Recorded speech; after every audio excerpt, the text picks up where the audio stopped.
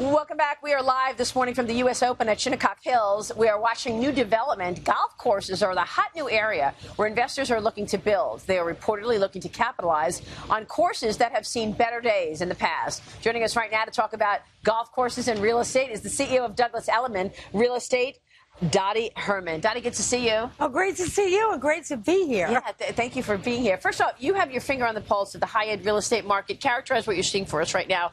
I know it depends on where you are, but can you tell us how high-end real estate is doing, generally speaking?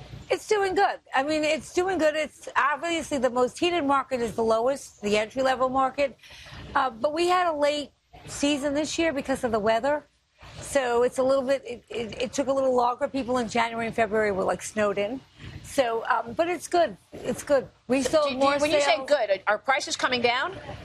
In the Hamptons, and they're up from last year about 5%. And the city, I think they're off about 5%.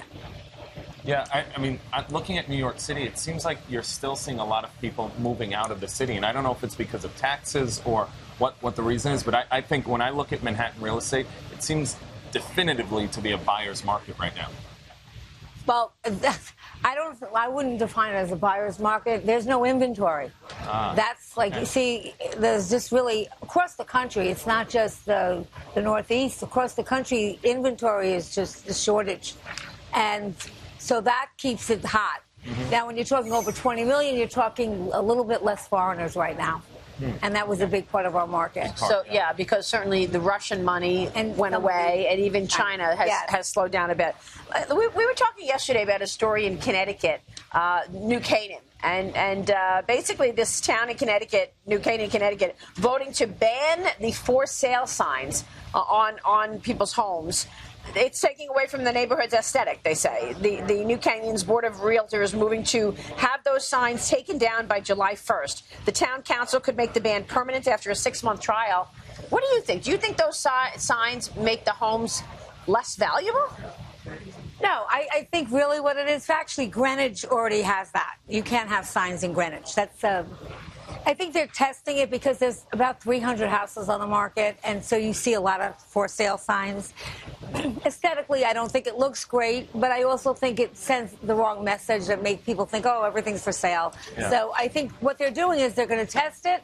In 6 months, if they don't lose any sales, if it sells at the same pace, then they'll probably keep it permanent. But it used to be where you only knew a house was for sale if you saw that for sale sign. But now, aren't most of your buyers going online or going onto their phone? And or they go online or Zillow or something. So you don't. But there's nothing like I would tell people, if you're driving and you see a sign, hey, you're half sold. Okay, you just have to walk in. So there's still a really positive thing about a sign. Yeah. Dottie, let me ask you, the Federal Reserve raised interest rates yesterday. We are expecting 2 more rate hikes from the Fed. As rates go higher and we see the impact on mortgage rates, will that put a dent in this market? You don't think so? No, not at the rates they are now. I mean, if you look at the rates, I've been in the business a while, they're still low.